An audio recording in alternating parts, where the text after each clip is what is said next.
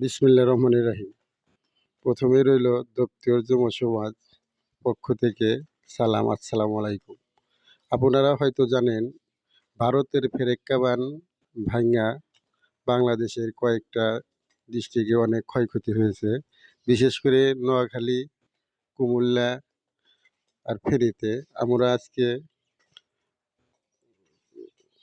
সেইখানে যাব।